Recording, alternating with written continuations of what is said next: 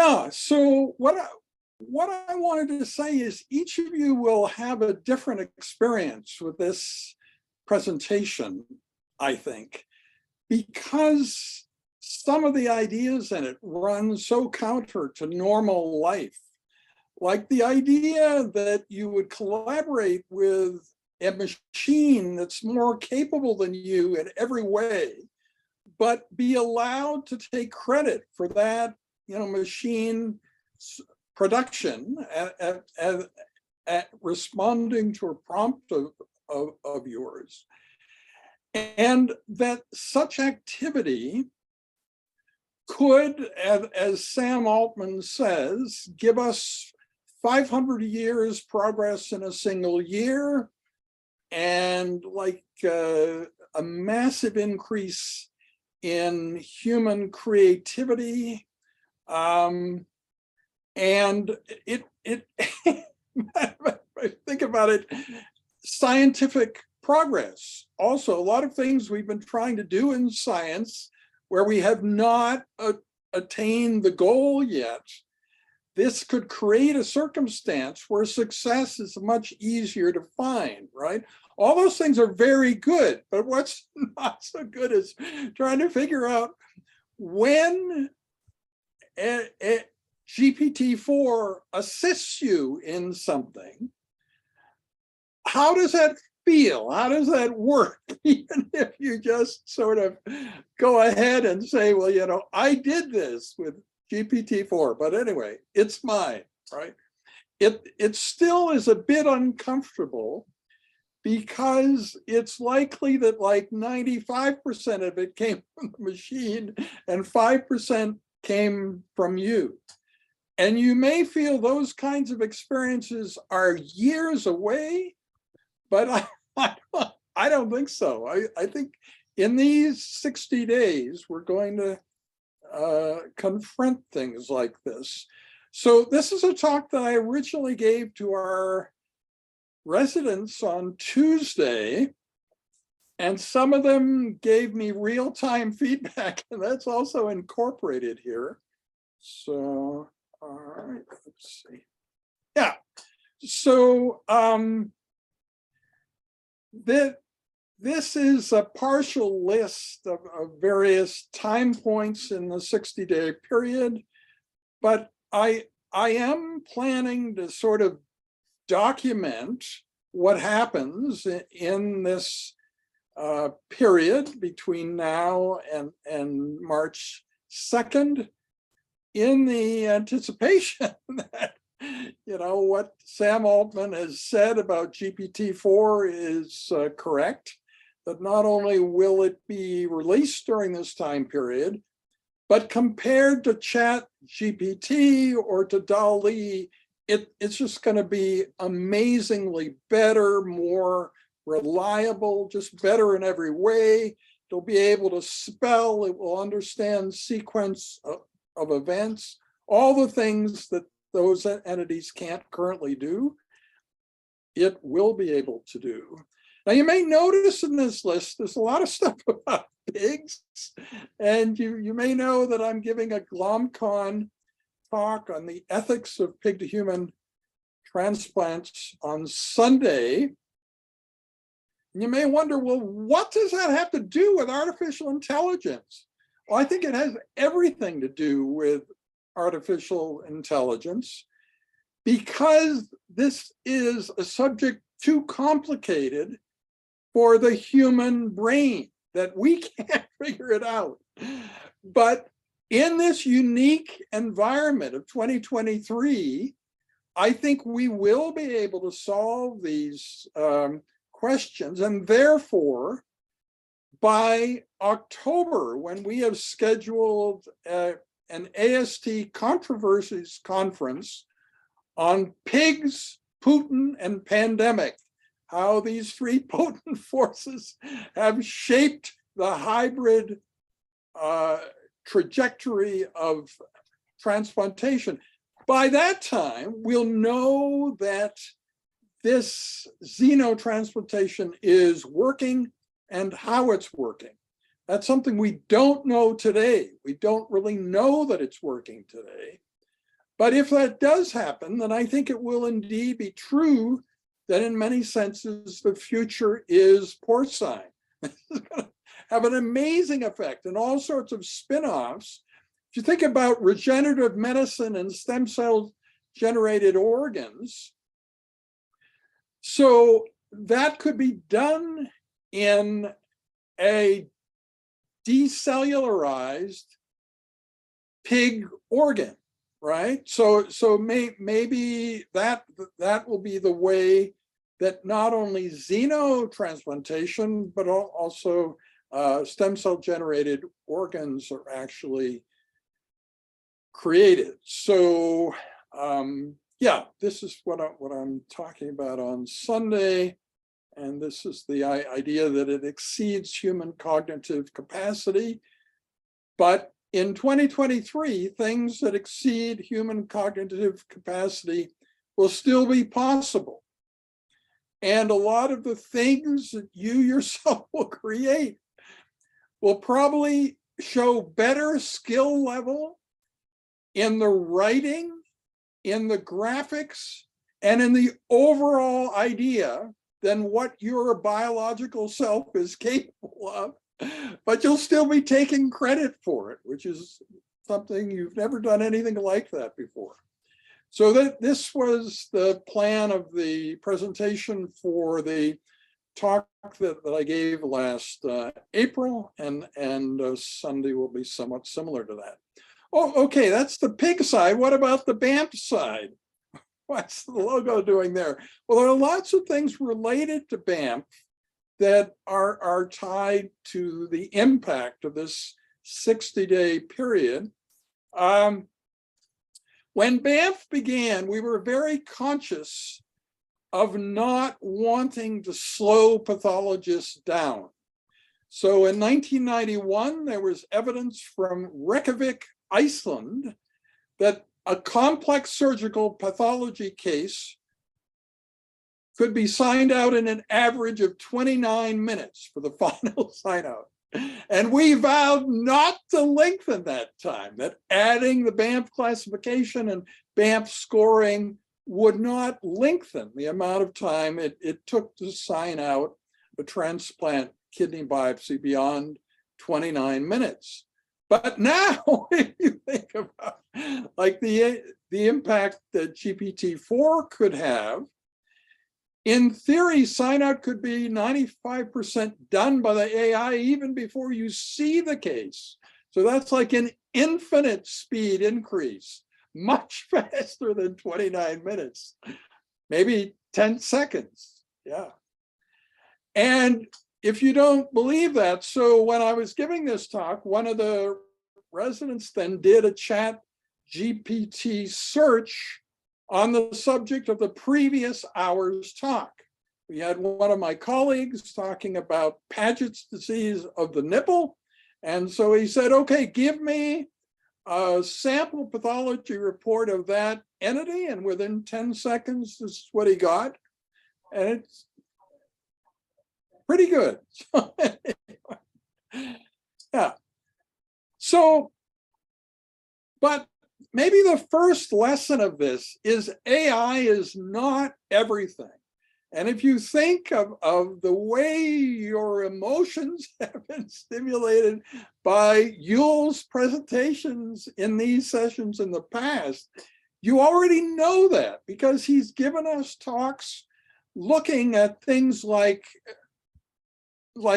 tubulitis in the kidney, where handcrafted features and texture analysis and so on contribute significantly. It's not just AI.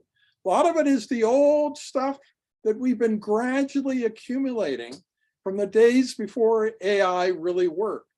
So it's important to realize AI is never everything. There's always a human something else. No matter how small you may feel that is, it's always there. Yeah. So let's just talk about tubulitis for a moment. It really is the foundational discovery behind Banff. And it came about in approximately 83 to 85.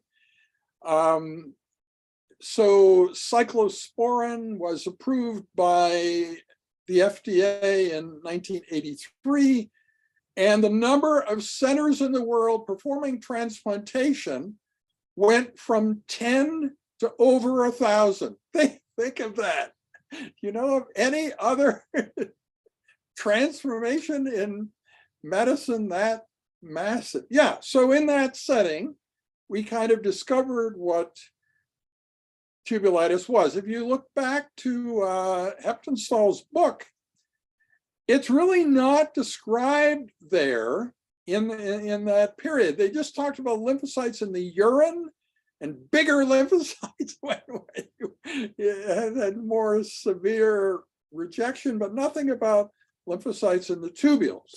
Then Vic Pollock in The Native Kidney described tubulitis in 1975. Dick Sibley described it in The Transplanted Kidney. But he said that Pollock taught him about it. So it's really still Pollock. And he inaccurately said that the lymphocytes were in tubular cytoplasm, which isn't really the case. And then Regina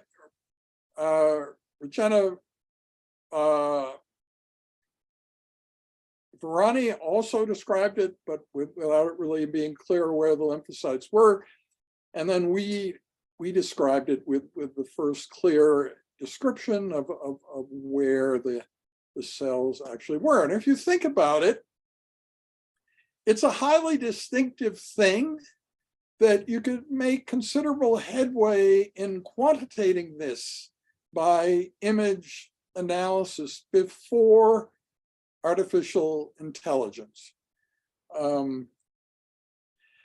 Yeah, and the way it was handled in that initial Banff paper was very interesting, that the editor thought this was so important, and he knew, as the editor of Kidney International, that a lot of people never get beyond the first page of articles. They pour over the first page and go on to something else. So he said, everything about tubulitis must be on the first page. So that's what we did. We reoriented the first page. So this entire paragraph about tubulitis was there. Yeah, so, and now, as I said, it's clear that the best determination of what's going on with that lesion is a combination, handcrafted features, texture analysis, and machine learning, as Yule taught us in those two sessions. Okay, the second lesson, depending upon the area you're interested in, AI may see 500 years of progress in a single year, massive increase in human creativity, scientific discovery this year, 2023, or none at all. So Ye-Jin Choi feels that there is important value plurality in the ethics of AI, and we're not doing anything about that, that ethics very seldom has a single goal and just one rule for what's ethical and what isn't. And there's been almost no progress in that area and many other important areas, she claims. So I'm sure you would all agree that the truth is going to be somewhere in between, 500 years in a year or none at all. Yeah. The third lesson, AI is not limited in impact. Some of you would be aware there is a pivotal teaching session I did a year ago, January 20th, 2022, with David Pierce, who's one of the founders of transhumanism. And in that, he has a whole lengthy period talking about all the ways in which computers cannot figure out what's going on with conscious human activity. They just can't do it. They're just micro-experiential zombies. For instance, if you hold up a paintbrush, they can see the wooden handle of the brush and the bristles at the end, but they have no idea what the brush is really for, and so on. Well, it sounds very convincing, but then when you look at what ChatGPT can do now, it really doesn't make sense to say that, computers are really just these micro-experiential zombies, and they really don't have any understanding of anything. So on January 24th, I'm doing another teaching session with David Pierce.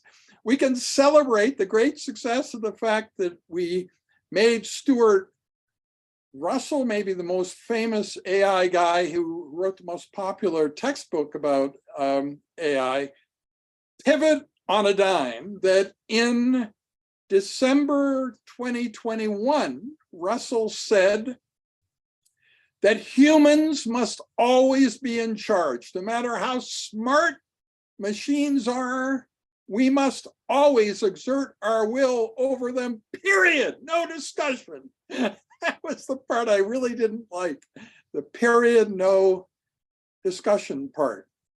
And believe it or not, this discussion that I had with David Pierce, or a spinoff of it, seemed to have transformed Stuart Russell completely. So when he spoke in front of the Nobel Prize Committee for their dialogue session on December 5th, 2022, he said that he thought that the world could work very well, actually, in the right circumstances, with machines in charge of the things that it's just obvious that humans can't do very well.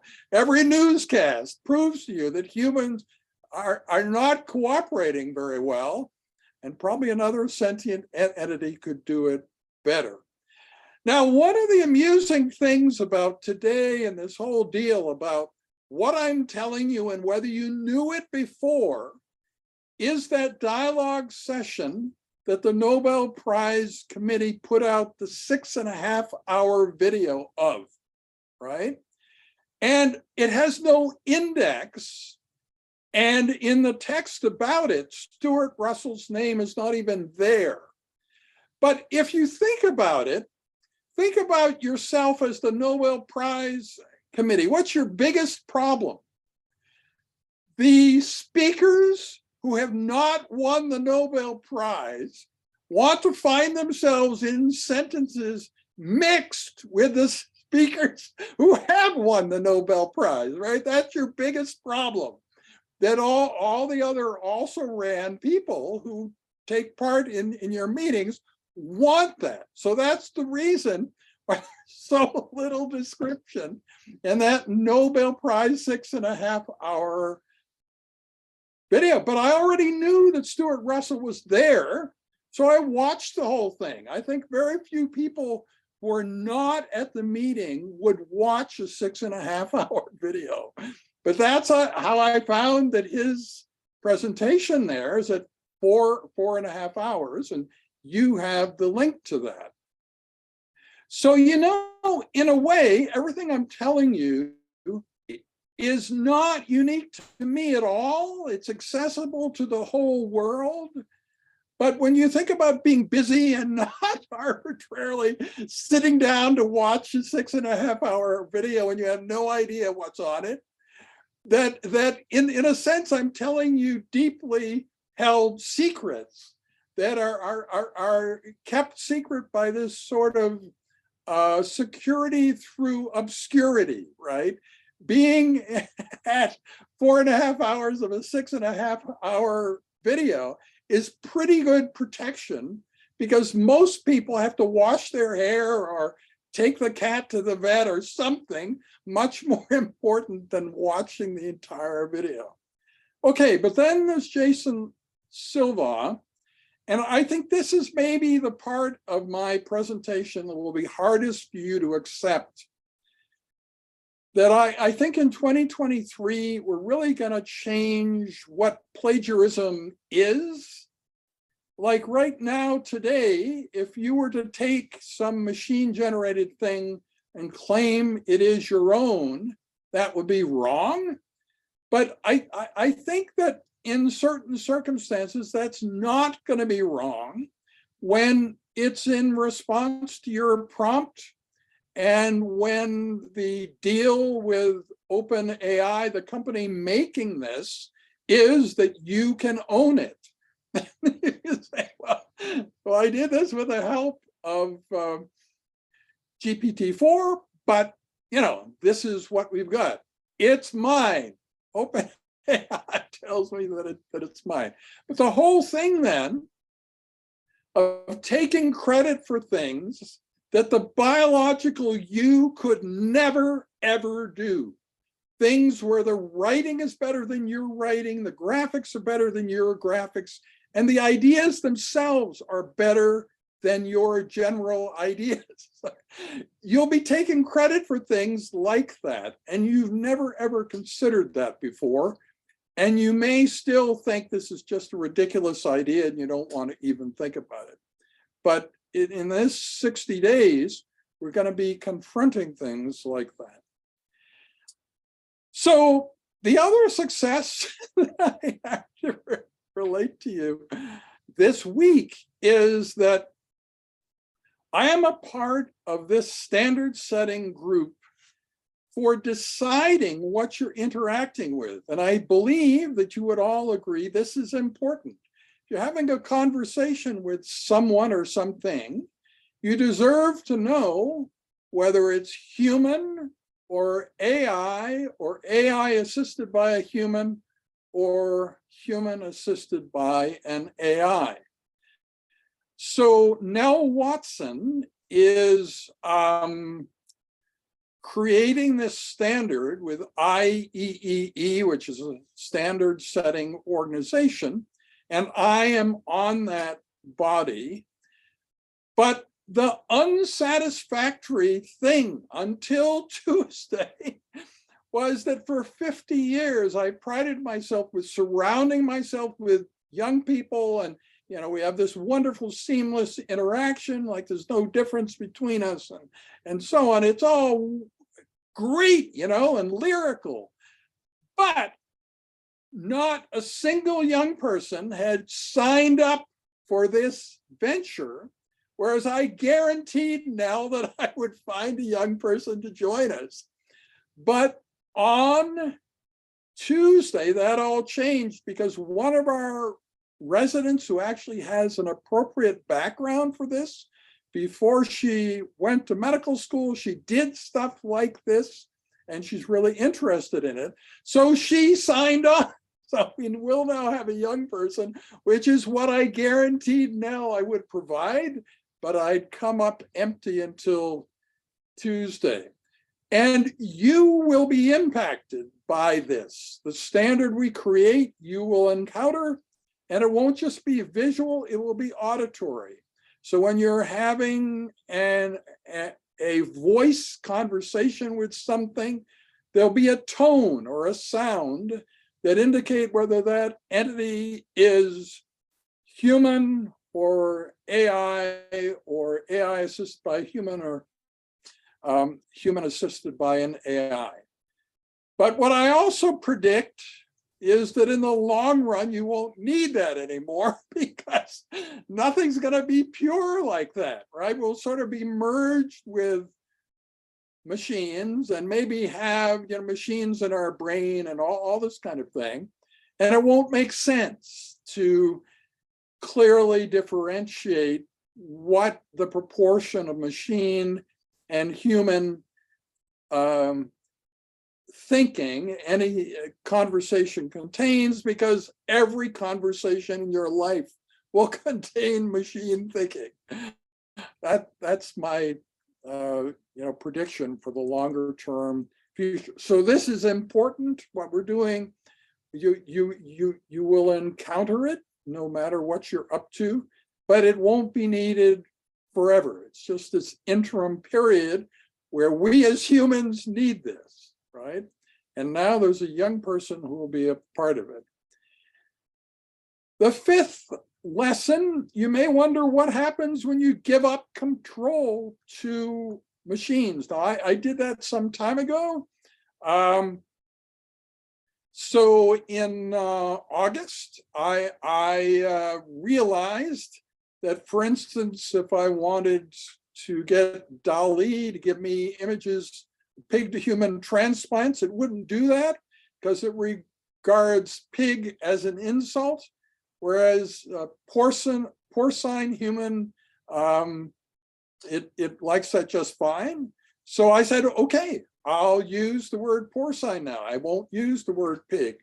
But it went way beyond that. My language with OpenAI entities has been altered, and I basically defer to what the machine wants. And sometimes that has rewards. You know that in 2022, DALL-E could not spell. You hated to get any letters in your graphic because it never made any sense. But I found miraculously, when I was searching for world peace or human cooperation, that DALL-E could suddenly spell. And it was like the coolest thing. And yeah, it was. So I've not suffered in any way. Now, I can't guarantee you that ceding control to machines will always be benign, but it has been thus far. So this is part of what I talked about before, that the sixth lesson is the possibility of positive outcome with artificial general intelligence went way up with Stuart Russell's presentation at Nobel Prize Dialogue, December 5th. Now, why is that? I can tell you how uncomfortable I was before then, that the only people writing about AGI with a positive outcome were two people here at the University of Alberta, you know, in old-fashioned US maps. When you would put a map on the wall and that made sense, Edmonton was just off the top of the US map. All the other major cities in Canada are there except Edmonton. So these two Edmonton dudes are proposing that AGI could turn out really well, and no one else in the world was suggesting that's the case. So there were these articles, you know, where are the utopians and all this kind of thing. Yeah, but Stuart Russell's joining us, it just makes all the difference in the world. And I never imagined that that would be possible. But like when you're trying to normalize the situation, having three people helps a lot. It really does. So, and that's the situation here too. I've sent you these links. Yeah, so this is the last slide, and I'd be happy to answer any questions you may have. If some of you are going to exhibit stunned silence, that's also something I can understand. So yeah. So anyway, any questions? Yes, fascinating stuff. Thanks, Kim. You're welcome. One of the interesting downstream, excuse me one second. Put my screen back on. You sound like you're in a cyclone, Richard. That's exciting. Like something with the Wizard of Oz recreated in your backyard. Yeah. Pretty much. We're having the atmospheric river here in in California. Yeah. So one of the interesting things is that these machine language harvesters harvest the language from the internet, and as they start generating content, they will then harvest it again. So it'll be a feedback loop where it's learning from its own self, and which will embody various flaws in its capabilities as well as its virtues. Yeah, but remember that OpenAI says that if you think about like climbing one of the Alps or something, that ChatGPT isn't even the base camp.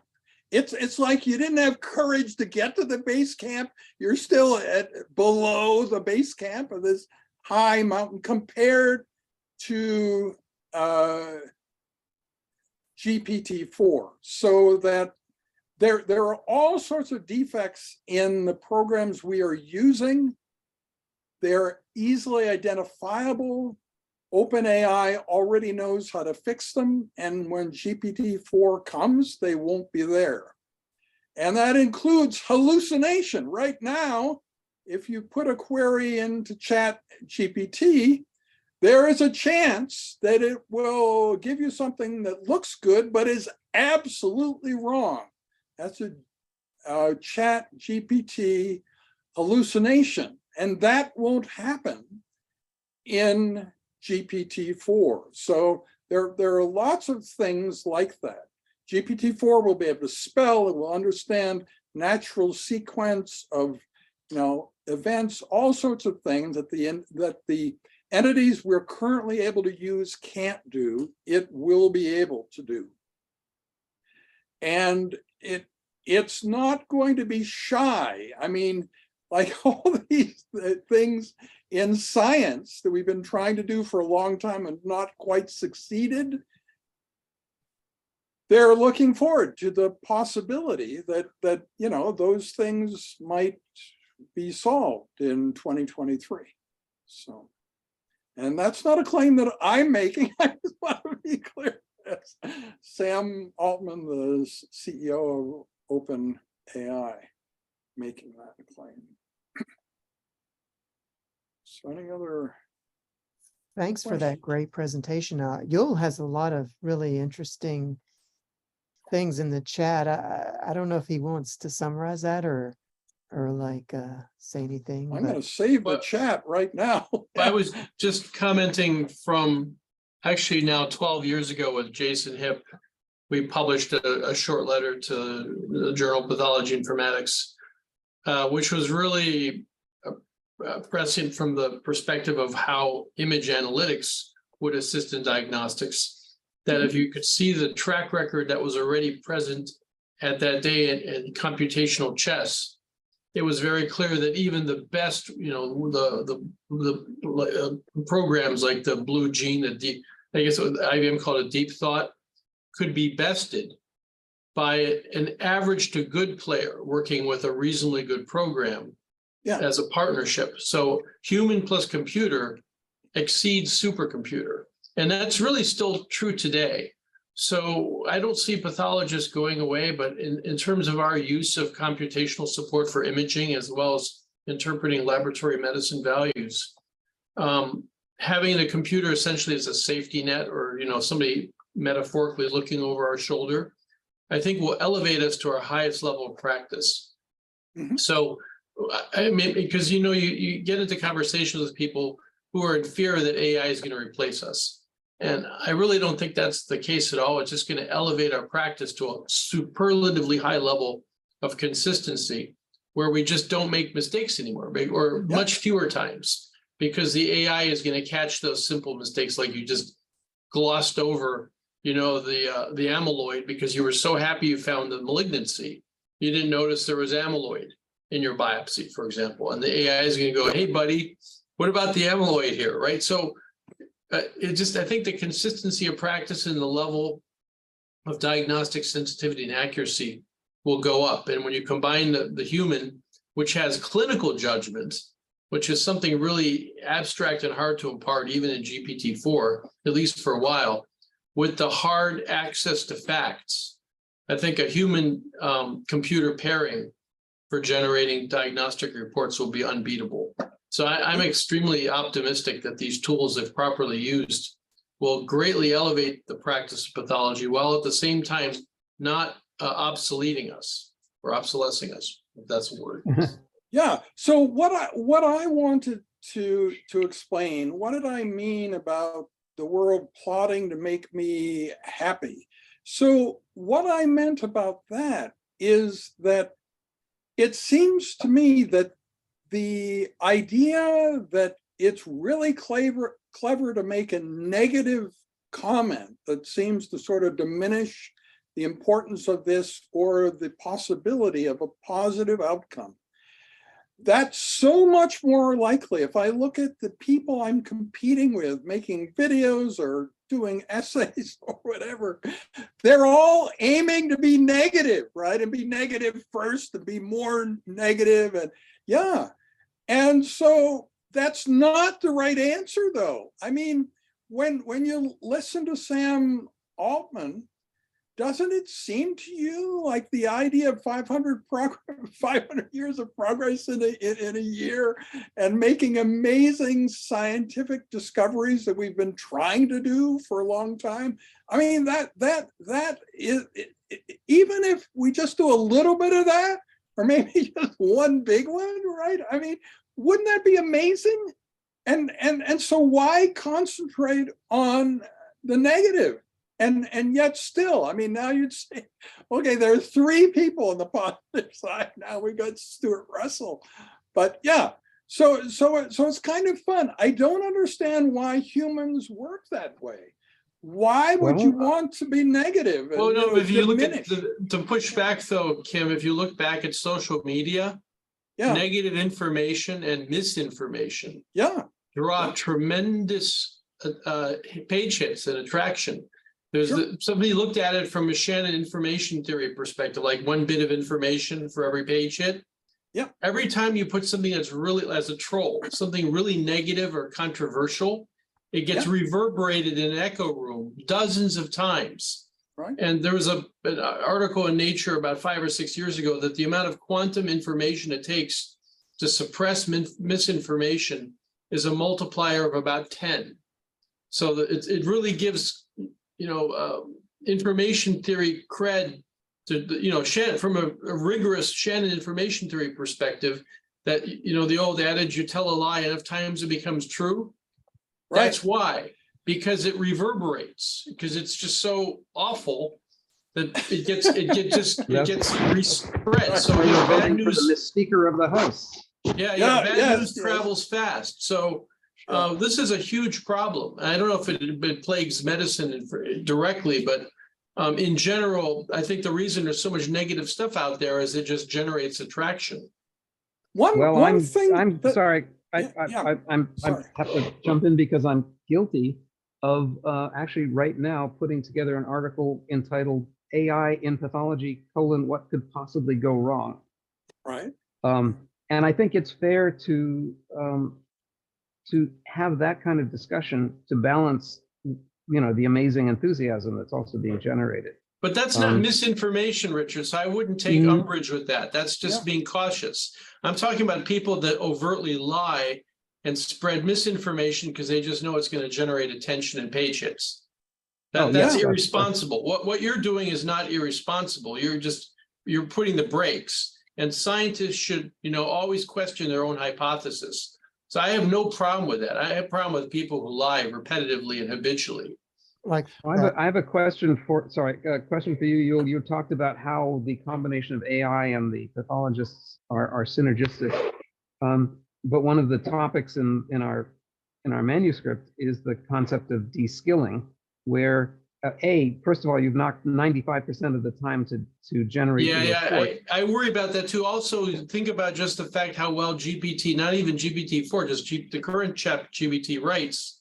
If you start using that as a crutch to write all your papers and essays and your thought paragraphs, what's going to happen to the overall portfolio of scholars we generate to be able to write on their own and write complete paragraphs and sentences? So it's a problem. So I mean, it's a crutch, and I think it's like flying solo and you learn to be a pilot. At some point, you're going to have to prove to the world you can write a paragraph without having GPT looking over your shoulder.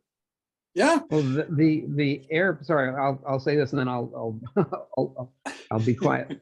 Stifle the problem yourself. with air, with the flight is with autopilot. The pilots have become very de-skilled. Oh yeah, that's what happened to the co-pilot who crashed that plane, perfectly good plane, into the Atlantic, right? Because the pilot had gone to the restroom. The co-pilot was flying. The tow tubes iced over. And the guy didn't realize what had happened and just kept pulling up the whole way down into the Atlantic because they were so de-skilled from not knowing how to fly the plane. So you're absolutely right. So, in 2007, I applied to be chair here again, and I got professional advice. And one of the unique things about that, so they went over my PowerPoint for my pitch for all the great things I was going to do as chair.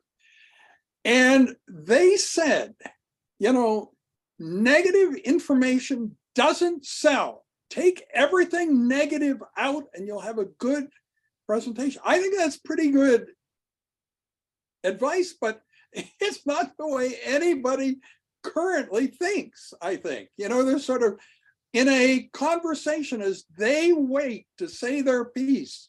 They're trying to think of what is the negative killer statement they can make that everybody will say, oh yeah, well, this isn't going to benefit humanity at all.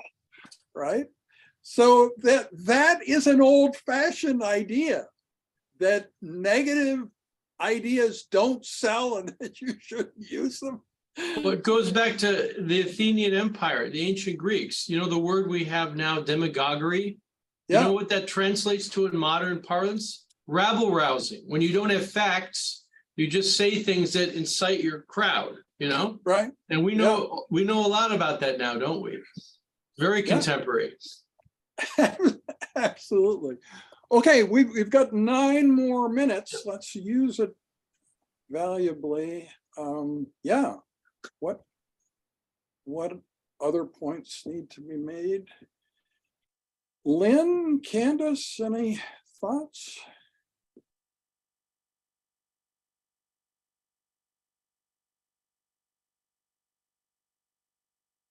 Yeah, there's a lot of good no stuff thoughts from in me, the so chat. I couldn't unmute myself. But yeah, no further thoughts to me. I was just writing in the chat. Keep on promising, Brad, that I'll talk to you about what happened in my patient engagement event on the subject of digital pathology, and we're just writing up the report now. But I do intend to present it to you sometime soon. Okay, excellent. That'd be We great. look forward to that. Yeah. What's interesting that you say that the patients actually realize that this could be an issue. Is that what you're saying? Yeah, I wasn't expecting that. I mean, I was expecting them to be worried about all sorts of things, but I didn't realize they were concerned that we'd get de-skilled. But clearly, they are. Yeah. It's interesting. Can you share that with me for this paper? That I'm Probably, yeah. What paper is it? Sorry, because I joined late. I don't. Well, it's going into seminars in pathology, and it's only 3 months late. So it's sort And, of I'm putting AI, together a what bunch could of other books. possibly go wrong? AI in pathology, what could possibly Go wrong. Yeah, and Richard's been honing this for some months now, so it's likely very, very good. Okay, Well, that sounds fantastic. I was hoping I'd have it ready for this week, but it looks like the summary will be ready in a couple of weeks. So I don't know if you've waited, if you can hold on a bit longer for me to present it to you, and then we can see what we can do with it. That sounds good. Yeah, I mean, if you'll be ready on the 19th, I think is our next date, but then after that, it'll be February, early February. The 2nd, February the 2nd. So yeah, I can do my best to have it ready for the 19th. I mean, it's just it'll be a brief presentation, but yeah, I'll try to put it together for then. Great, thank you so much. Excellent. That'll be great. Yeah. I look forward to Wonderful. it. Thank you. Well, I learned so much from both Kim and Yul and Candace and Richard on their discussion.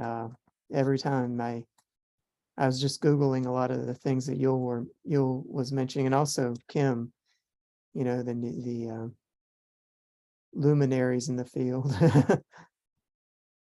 I just learned something from ChatGPT I did not know. The concept of de-skilling goes back to the 1960s. It's not a new thought. Huh. Cool. I'll put this in here. This is amazing. People have been worrying about this for a long time. Yeah. Can you send this just by email to me? He just put it. Let me copy the question too. Yeah. Okay, please. Yeah, it's in the chat, so if Oh you my just gosh, save. I don't save know the how to chat. save the chat. It's Well, on there my are phone. There's an these ellipsis on dots. the right. Yeah, See the ellipsis? yeah, Save ellipsis. chat. And then just click on those dots, and the only thing there is save chat. Yes, but it's not showing up on my stupid iPhone. So I saved it. I'll send it to you, Richard. Okay, perfect. Thank Yeah. you. Save the whole damn chat if you don't mind. I did. Perfect. Yeah. All right, great. Any other So I have comments? two, actually, I have something to share, which I think is also about the potential for evolution or computers doing more than we expect. There was just an article on bees who play. Did you know that bees actually have playful behavior? And if you give them an opportunity to roll around little colored wooden balls, they'll do it for endlessly. And it's without any benefit to themselves. They just like rolling balls around. And no one would have expected that of a bee. And I think we're going to find the same thing true about AI.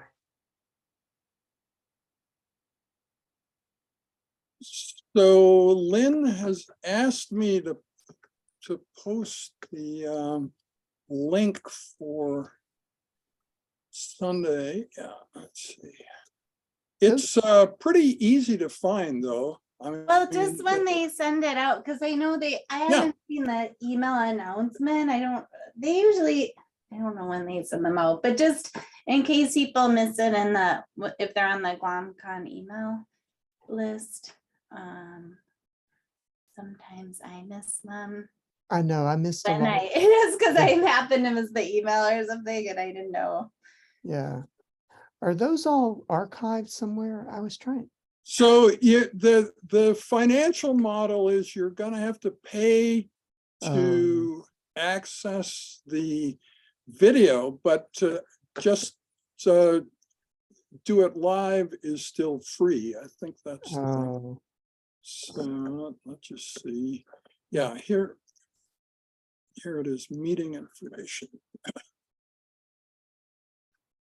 yeah, I knew Alright. they were going through some financial restructuring or something like that. Well, it's only $10, it isn't Oh, the end of the okay. world. Okay, okay. And that has all the renal pathology ones. Yes.